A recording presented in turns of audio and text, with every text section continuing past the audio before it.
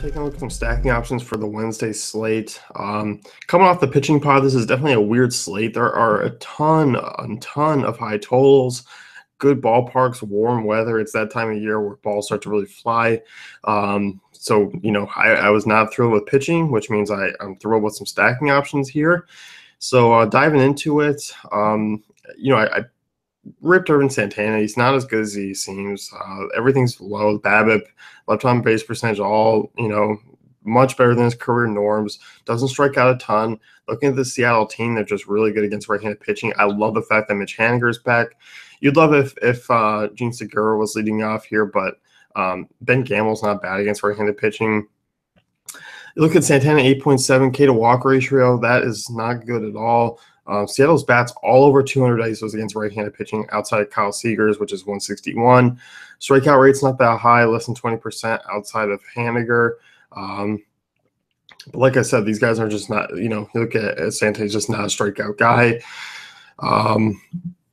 Really warm ballpark there. You look at Mariners sitting with a 5-run total. I'm just not buying Irvin Santana. This is a good spot because of the price tags. You're getting them at a really cheap price tag. I mean, you look at DK, Haniger 4.3, Cano 4K, Cruz 4.5, Seager 4K, Gamble 3.7. Those are really nice prices. Even on FanDuel, 3.3 Haniger, 3.1 Cano, 4.6 FanDuel for Cruz will set you back a bit, but Seager 3.4, definitely not bad prices. I like them there. This is a series where we've seen 2 big stacks go off already. Minnesota last night, Seattle the night before. Definitely going to be a third here. I don't mind both sides. I don't mind the Minnesota stack. Kind of pissed myself yesterday. Just Miguel Sano being out kind of threw it off of me.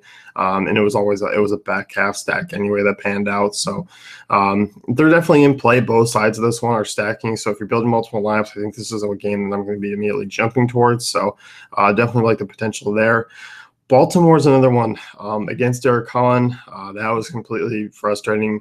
But once again, Baltimore just seemingly can't hit left-handed pitching even as worse as it comes. So, we'll go back to the well tier tonight. I'm hoping for low ownership because of the struggles of these bats. You're getting them at a cheap price, but there's always a ton of power potential here, just given the fact that the track records are really solid. And you look at Miguel Gonzalez, the right-hander, below 40% ground ball rate, below a 14% strikeout rate this year. Those are immediate numbers that pop off the page against a Baltimore team that does have some potential. 340 WOBA or higher against both sides of the plate. Not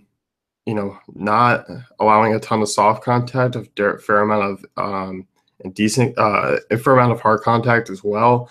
They're just one of those teams where they're going to hit once every week. Once every 5-6 games. So it just being ahead of the curve, sticking with it. Baltimore's going to pay off, more often than not moving forward.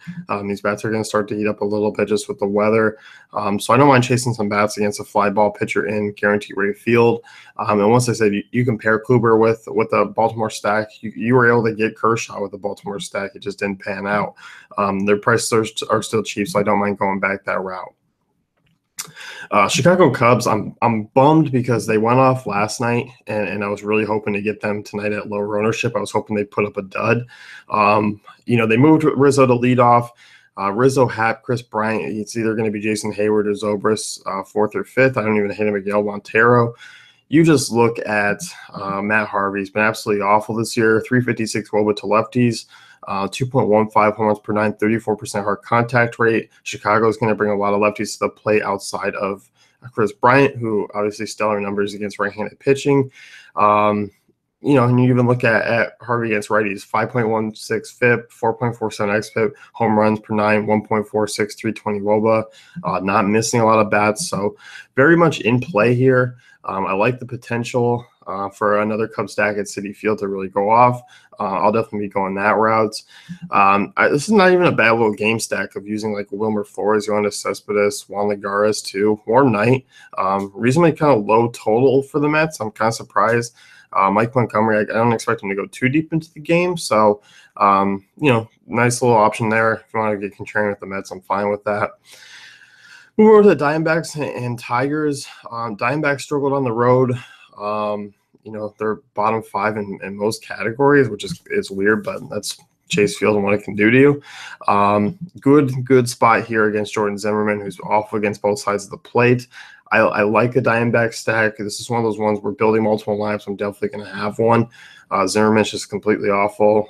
So the guy just continue to target. Warmer night, humid night in Detroit. That always bodes well. The run totals are up. And I don't even hate the other side of that just because Walker, his overall numbers, the home runs can be there. Fly balls can be there. Against this power offense, that's a little bit troubling. Avila, Cabrera, JD Martinez, Justin Upton, those are the guys I would look to target over a 5-run total. So that's one there. Houston, over a 5-run total against Andrew Cashner.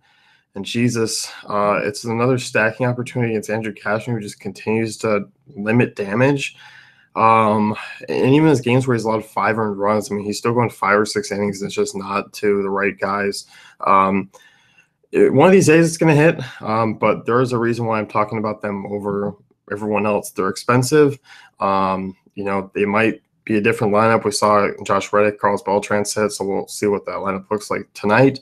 Good ballpark, over a 5-run total there again. I don't hate this stack, but once again, I'm not going to be completely all in. I definitely going to be looking at some other stacks and going that route. So that's where I'm kind of headed.